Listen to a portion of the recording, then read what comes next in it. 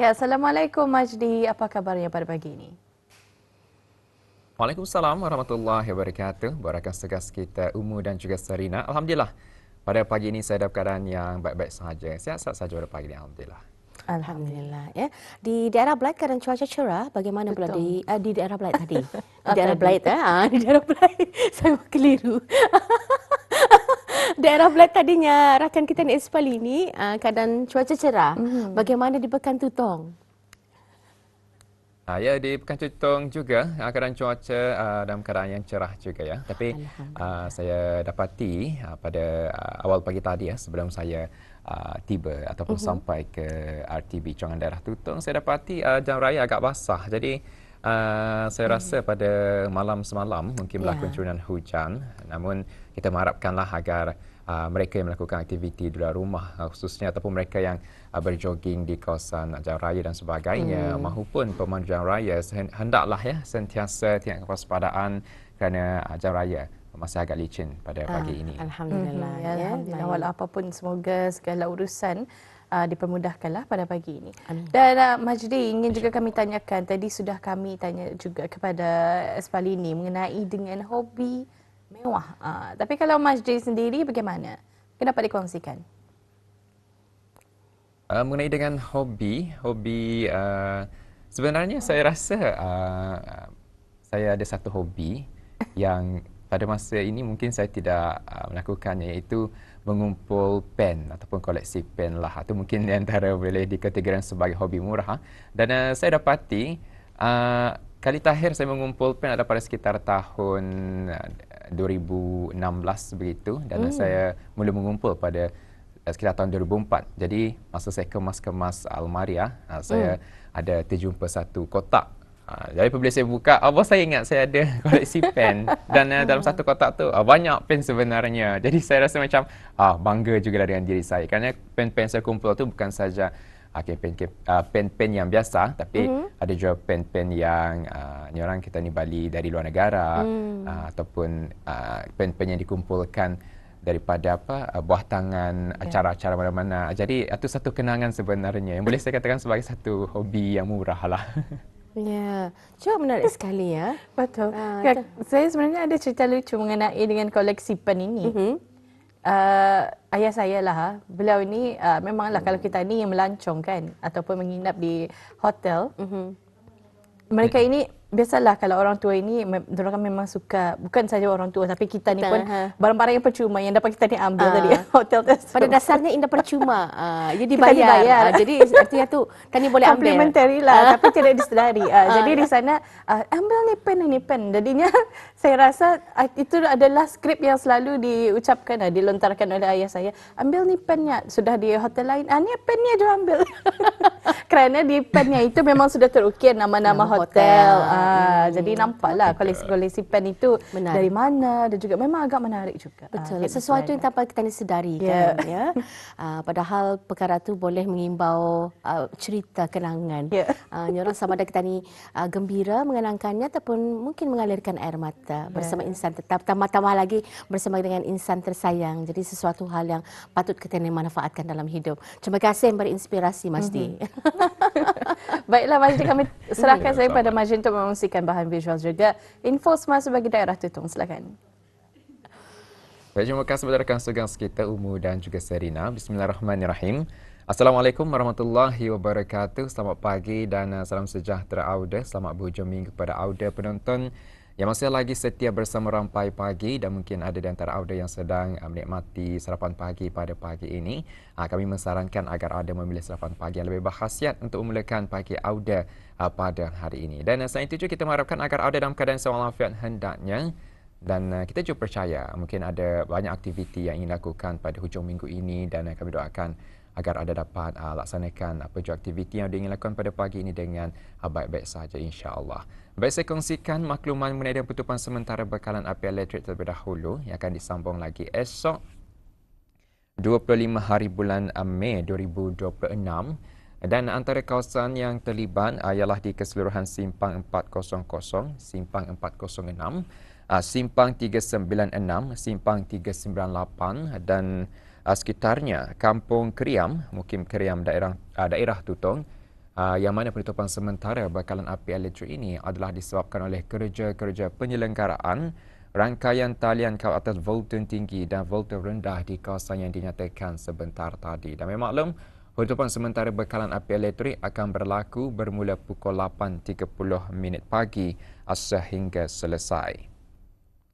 Juga akan melibatkan di sebahagian Kampung Bukit Sulang, Kampung Menengah, Kampung Bang Nukat, Kampung Lamunin, Kampung Pangkalang Tansi dan Kampung Layung, Mukim Lamunin daerah Tutong, yang mana penutupan sementara bekalan elektrik ini adalah disebabkan oleh kerja-kerja penyelenggaraan rangkaian talian kawat atas volten rendah di kawasan yang dinyatakan sebentar tadi.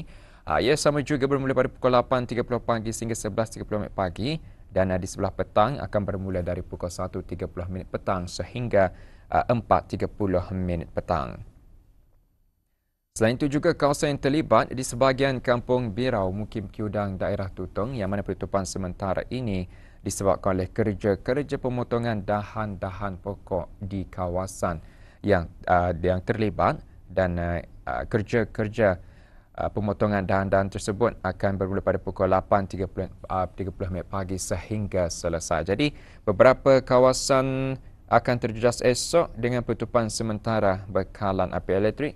Dan untuk itu diharapkan agar para penduduk kampung yang tinggal di kawasan yang terjejas akan mengambil maklum akan berlakunya penutupan sementara bekalan api elektrik esok.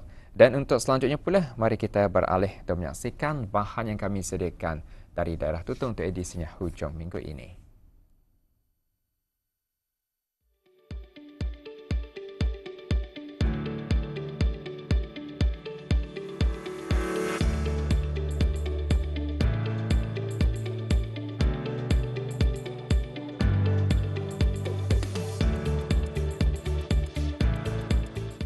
Dalam dunia yang serba pantas hari ini, keperluan terhadap penyediaan makanan yang cepat dan mudah semakin mendapat perhatian masyarakat. Di sebalik kemudahan itu, terdapat individu yang bekerja keras memastikan keperluan harian pengguna sentiasa tersedia. Bermula daripada bahan mentah biasa seperti bawang merah, bawang putih dan lada, semuanya diproses menjadi bahan kisaran yang memudahkan urusan di dapur. Setiap minggu, rutin harian dimulakan dengan penyediaan bahan-bahan mentah untuk diproses menjadi bahan kisaran masakan. Bawang merah, bawang putih dan cili. Semuanya dipilih dengan teliti bagi memastikan kualiti produk sentiasa terjaga. Beliau mengusahakan perniagaan bahan kisaran secara kecil-kecilan dari rumah. Bagi beliau, kualiti dan kebersihan adalah perkara yang paling penting dalam memastikan pelanggan terus yakin dengan produk yang dihasilkan. Perniagaan bahan kisaran kini semakin mendapat perhatian masyarakat, terutama dalam kalangan mereka yang mahukan kemudahan dan penjimatan masa ketika memasak. Dengan gaya hidup yang semakin sibuk, ramai memilih bahan kisaran siap digunakan bagi memudahkan urusan di dapur. Dan peluang itu dimanfaatkan sepenuhnya oleh beliau untuk membina sumber pendapatan. Bagi beliau juga, kepercayaan pelanggan diperoleh melalui konsistensi dalam menjaga mutu produk serta layanan yang baik. Saya memulakan bisnes ini dari 2018. Saya pernah mengikuti program keusahawan Ibu Tunggal Anda Yayasan. Dari sanalah saya bersemangat untuk mempelajarilah untuk berjual berbisnes bahan kisaran. Ia bermula daripada idea. Saya mula-mula berjual ikan diking rumahan sama kuasi. Jadi di sana lagi saya bersemangat untuk menambah perbelanjaan lah. Jadi macam bawang kisaran ini kita ni punya harian. Jadi dari sanalah saya ada idea untuk cuba berjual. Kalau bahan kisaran ini biasanya seperti biasalah, bawang merah, bawang putih, bawang bombay dan sebagainya lah.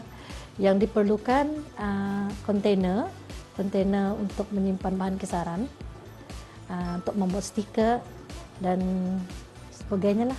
Biasanya saya memulakan dengan sosial media untuk melihatlah macam mana orang menjual, survei-survei di kedai jual berapa gram yang perlu dijual lah. sama ada menguntungkan atau merugikan lah sana. Jadi dari sana saya melihat idea-idea itu, jadi coba untuk berjual lah 400 gram dengan satu kontainer. Biasanya ikut tertakluk kepada orang lah, orang ramai. Masa ini kita ni zaman moden, kita ni memakai sosial media. Dari sana saya mempost lah saya punya iklan bahan kisaran lah. Dari di sana kalau ada yang mau seminggu sebelum memerlukan baru saya membuat lah. Biasanya cabaran ini lah kalau bawang kalau dari segi tenaga alhamdulillah pasal ada masa saya ada masa bekerja dari pagi 7.45 sampai pukul 4.30 saja. Jadi masa tu ada malam lah untuk meluangkan masa untuk mengupas bawang. Biasanya 3 ke 5 jam. 3 ke 5 jam itu dari proses mengupas, mengisar, membersihkan dan mempacking lah. Sedikit demi sedikit, perniagaan yang dahulunya kecil mula berkembang dan mendapat tempat di hati pelanggan.